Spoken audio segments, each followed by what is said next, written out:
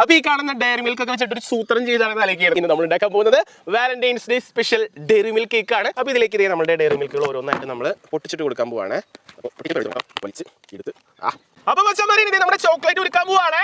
അപ്പൊ നമ്മുടെ ഡയറി മിൽക്കും ജംസും ബിസ്ക്കറ്റ് ഒക്കെ കൂടി ഉരുക്കിയെടുക്കാൻ പോവാണ് നമ്മൾ. അങ്ങനെ നമ്മുടെ ചോക്ലേറ്റ് ഒക്കെ ഉരുക്കി നല്ല സെറ്റ് ആയിക്കൊണ്ടിരിക്കുകയാണ് അവിടെ. അപ്പൊ നമ്മുടെ കേക്കിനുള്ള സ്പഞ്ച് നമുക്ക് റെഡിയാക്കാം. ഓൾറെഡി നമ്മുടെ സ്പഞ്ച് ഒക്കെ നമ്മൾ റെഡിയാക്കി വെച്ചിട്ടുണ്ട്. ടോപ്പ് പോർഷനൊക്കെ നമുക്കൊന്ന് ചെത്തി മിനിക്ക് സൂപ്പർ ആക്കി എടുക്കാം കേട്ടോ. സംഭവം കാണാം. ഇനി നമുക്ക് നമ്മുടെ സ്പഞ്ചിനെ ചെറിയ പീസാക്കി എടുക്കാം. വിപ്പിംഗ് ക്രീം വന്നിട്ടുണ്ട്. ഇത് നമുക്ക് ഇനി വിപ്പ് ചെയ്ത് സെറ്റ് ആക്കി എടുക്കണം.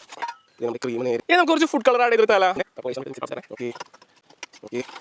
നമുക്ക് സെറ്റിംഗ് പരിപാടി നോക്കാം. ഇനി നമ്മുടെ സ്പഞ്ച് വെക്കലാണ്. ഇനി നമ്മൾ ഒരു ലെയർ ക്രീം അടിക്കാൻ പോവാണ്. ഒന്ന് സ്പ്രെഡ് ചെയ്ത് സെറ്റ് ആക്കിക്കണം.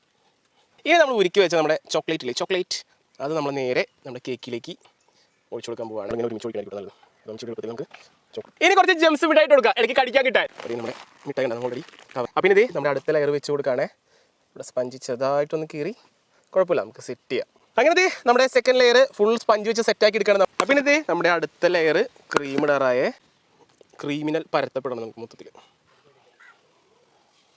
ഇനി അടുത്ത പരിപാടി എന്താണെന്നറിയോ? ഇത് നമ്മുടെ എഡിബിൾ ആയിട്ടുള്ള വേഫർ ഷീറ്റ് ആണ്. ഇത് നമ്മൾ മുകളിൽ കേക്കിന്റെ മുകളിൽ നമ്മൾ സെറ്റ് ചെയ്യാൻ പോവാണ്. അപ്പോൾ നമ്മൾ ഓരോ ഷീറ്റുകളായിട്ട് നമ്മൾ കെയർഫുൾ ആയിട്ട് ഇനി നമ്മുടെ അടുത്ത പീസ് വെച്ചു. ഇനി നമ്മുടെ ചോക്ലേറ്റ് നമ്മളിത് ഇവിടെ സ്പ്രെഡ് ചെയ്ത് കൊടുക്കാനായിട്ട് പോവാണ്. അങ്ങനെ നോക്ക്, നമ്മുടെ ഡയറി മിൽക്ക് കേക്ക് റെഡി ആയിട്ടുണ്ട്. ഇനി കഴിക്കേണ്ട സമയമാണ്.